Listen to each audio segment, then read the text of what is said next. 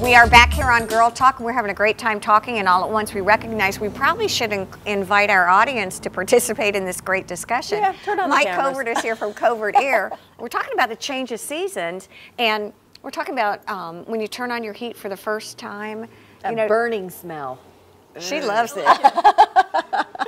My question to you... It's the first time I've heard it. Yeah, it's great, isn't it? Yeah, Well, that's good. What do we have in the low country more often? Do we have electric? Do we have gas? Is there a heat pump? I don't know the difference. There's a lot of different types of heating and cooling we have here.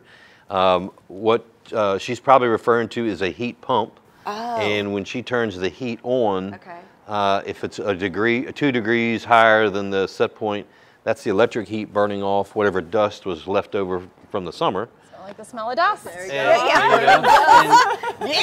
And then you have gas heat. Okay. Fuel-fired gas heat, and then of course there's electric resistance heat, just plain old electric heat. And oil has pretty much gone. That's a old dinosaur now. There are a few boiler with radiators and things like that floating around. Do you do much radiant heat under porches or things like that? We have. Usually that's not a big deal here in this area. We have. There's some folks in Windmill Harbor, matter of fact, that have that. They like it in the bathrooms. Okay. So your feet are nice and toasty. Yeah, your feet are toasty. I'm thinking about putting it in a big outside porch so that where you could use it, go outside year round. I would be more than happy to do that for you. Take a look at that. Does it work really well? Works. Oh, absolutely. You figure you've got a boiler putting out 30, 40, 150 degree water, whatever, circulating through this concrete slab at 4 inches. You can walk out here in 30-degree temperature in your bare feet and be toasty. Well, can you imagine the crisp M&Ms? Yes, no, I will be eating my the chocolate and the wine that you talked about earlier. Exactly. Would go perfect for that. So hey, give us a call. Everybody needs to have the underfloor radiant heating. heat, exactly. And, let's just go ahead and get that over with. Well, the truth of the matter is, I still haven't recovered from the fact that this yummy vegetable soup was called detox vegetable Well, soup. get over it. Yeah. But the one thing I think we've all learned, and this is a must-know for you, is the motto here on Girl Talk when Mike comes is set it and forget it. That's right. Did you know that? Do No. you know about how you do your thermostat? Leave it at 72 or something. Is that right? Go ahead, Debbie. No, you don't. You're the expert. I'm just here. Yeah, I'm just here for entertainment. Exactly. Good. No, but that's the one thing. I actually do that now. I mean, we listen to you. Who knew? Well, thank you. But we really do, and I think that's. And you'll be very proud that I unboxed my CO2 detector? CO2 detector. Very and important. I went, oh, this isn't that difficult. Boop, in the wall. Absolutely. I put it right down we have a landing coming up from the garage, and I thought that was probably the best place to put it. It's got a little green indicator light, and so I think you offer that still through Covert Aire for for free. And set it and forget it. We were talking about where to put your thermostat. Some of us liked it a little bit lower, a little bit higher, cooler in the night, warmer in the daytime. If you set it at one place and forget about it, that's where you'll save your money, okay? Because the female needs it a little bit cooler, the male needs it a little bit warmer. Right.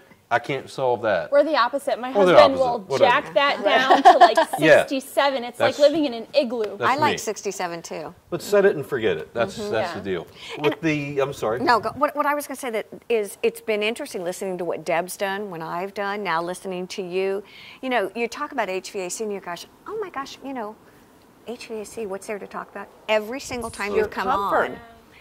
Oh, and every single time he's come on, we've gotten some kind of tip or technique that I swear we've all gone home and really used, which tells me that we really don't know a lot about. This is a true science. Okay. Heating and air conditioning, refrigeration, ventilation is a true science. It's not willy-nilly kind of just thrown together. There is a true science behind it, and it is an evolving science daily. Okay. Almost honestly daily. Yeah. The thing about, Debbie, you mentioned about the carbon monoxide detector. Folks, if you have gas or oil heat in your home, I implore you to have a carbon monoxide detector. It can save you or your loved ones' lives. So even if you don't have gas heat, if you have a garage where you park your car in, I would still recommend you have a carbon monoxide detector just in case. Right. And we give them away. $75 value. We give them away free. I think I've given away over $3,000 worth of pretty these. Cool. But you know, if it means saving somebody's life, I don't care what it costs. What other maybe tips for the season as we head into the cooler weather? Like, that's exactly what I was. What do we need to be doing? Yeah. Well, it's time to get the. You know, it's time for another tune-up, another inspection. Okay. So it's really just at a seasonal point. Yeah. That's when they. And you know, the neat thing at Covert Aire is that we don't look at it by the season, because we cool typically 9 months out of the year, and 3 months we heat. Okay. Give or take, you know, you're going to use the same things, the heating and air conditioning, all year long. So as long as it's every 6 months, and you're keeping the burners clean, the heat exchanger clean, the coils clean, the filter drain, we want to get all of that junk out of there. With our new infectious disease division, we're that's really cool. Very in tune with stuff growing inside of your air conditioner, or your heat pump. You'd be surprised. And how it affects your quality of air. Absolutely. It makes sense. I never thought about it. You have a young one that's still crawling on the floor.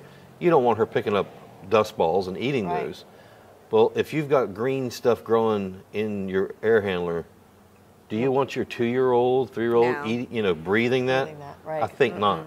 No. So not to scare anybody, but no, it's it real. is what it is. It's not scary at all. It makes a lot of sense. I tell you, it's really fun.